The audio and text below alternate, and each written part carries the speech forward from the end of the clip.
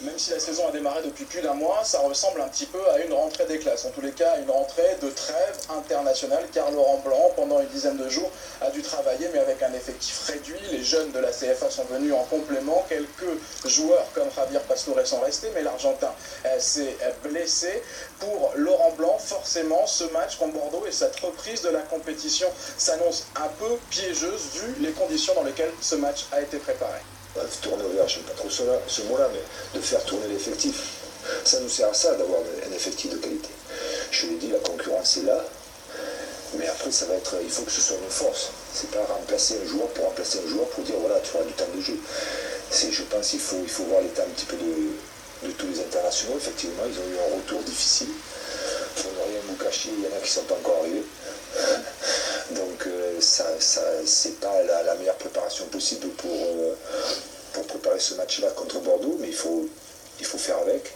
Les Brésiliens qui sont arrivés hier soir, Edinson Cavani, lui, n'est toujours pas présent avec le groupe. L'Uruguayen rejoindra le Paris Saint-Germain directement à Bordeaux pour le match de vendredi soir. Bordeaux, une ville que Laurent Blanc connaît bien. D'ailleurs, l'entraîneur du Paris Saint-Germain, ancien entraîneur de Bordeaux, est plutôt content de retourner sur ses terres. Il l'a dit, sur ces 3 années passées du côté de la Gironde, cela n'a été que du bonheur. L'Olympique de Marseille, de son côté, jouera samedi à Toulouse, l'enfant terrible du foot français. Florian Thauvin fera à cette occasion ses grands débuts avec l'OM. Le champion du monde des U20 n'a déjà pas droit à l'erreur. Sinon, c'est certain, les critiques vont pleuvoir. Julien Aliane. Le sourire crispé, Florian Thauvin sait qu'il n'est pas en territoire conquis. À son bras de fer avec le LOSC, cet été n'est pas passé inaperçu.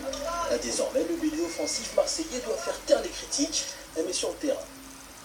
Non, bien sûr, je comprends qu'il y a certaines incompréhensions de la part de tout le monde, ce qui est normal, je le comprends tout à fait. Maintenant, vous savez, moi, on m'a toujours dit qu'il se justifie s'accuse. Donc, je sais ce que j'ai fait, je sais pourquoi je l'ai fait. Et voilà, j'ai mes raisons, comme je l'ai déjà dit. Et puis, si je me justifie pas, c'est que je suis sûr de ce que j'ai fait et je le regrette pas. Aucun regret donc pour l'ancien joueur du Sporting Club de Bastia, mais entre les 15 millions d'euros dépensés par l'OM et l'attente des supporters, la pression est à son paroxysme. Pourtant, le fait follet marseillais fait preuve d'une grande sérénité. Il faut en tenir compte, c'est un très gros investissement de la part du club et je leur serai toujours reconnaissant de ce qu'ils ont fait pour moi. Maintenant, il ne faut pas se mettre de pression supplémentaire, il ne faut pas déjouer, il faut en être conscient, mais il ne faut pas déjouer.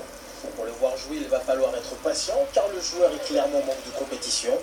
Son dernier match officiel date du 13 juillet dernier, lors de la finale du championnat du monde des moins de 20 ans. Un retard à l'allumage qui risque de faire grandir l'impatience générale autour du meilleur espoir en titre de Ligue 1.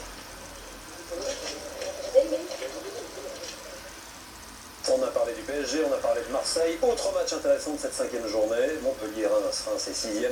Montpellier 11e. L'entraîneur de Montpellier, Jean Fernandez, espère une victoire pour lancer véritablement la saison de son équipe, même s'il est plein de respect pour ses prochains adversaires.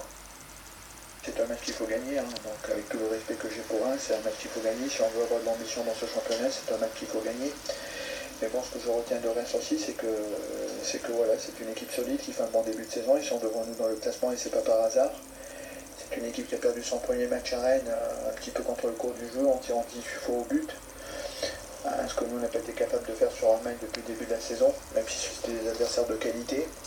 Et après, ce que je retiens aussi, c'est qu'ils ont battu Lille et surtout fait un super résultat à Lyon. Jean Fernandez, entraîneur de Montpellier. On regarde le programme complet de cette 5e journée de Ligue 1 avec Bordeaux et Paris donc, qui ouvriront les débats demain soir. Samedi, les Stéphanois tenteront de prendre 3 points à Valenciennes, les Stéphanois 3e. Monaco, l'équipe leader, recevra Lorient. Ce sera dimanche après-midi. Les Monégasques ont une bonne chance peut-être de conserver leur première place si la logique en tout cas est respectée. On va regarder les classements. Alors tout peut changer après cette 5e journée. Forcément, tout le monde en tête du classement, ça se joue dans un mouchoir de poche. Marseille et Saint-Etienne ne sont qu'à 1 point. Monaco, le PSG peut mathématiquement en cas de victoire prendre la première place, à condition que les 3 premiers chutent ce week-end. En deuxième partie de tableau, Guingamp, Sochaux et Toulouse occupent la zone rouge. La surprise pour l'instant du bas du classement, c'est la présence de Bordeaux qui n'est que 15e après 4 journées.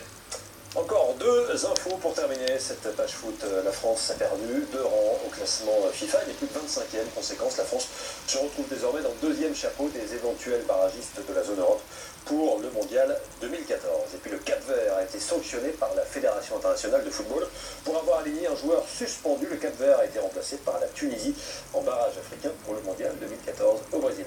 Basket, où sont les vice-champions d'Europe? On l'espère, l'équipe de France n'a pas encore donné son meilleur à l'Euro en Slovénie. La France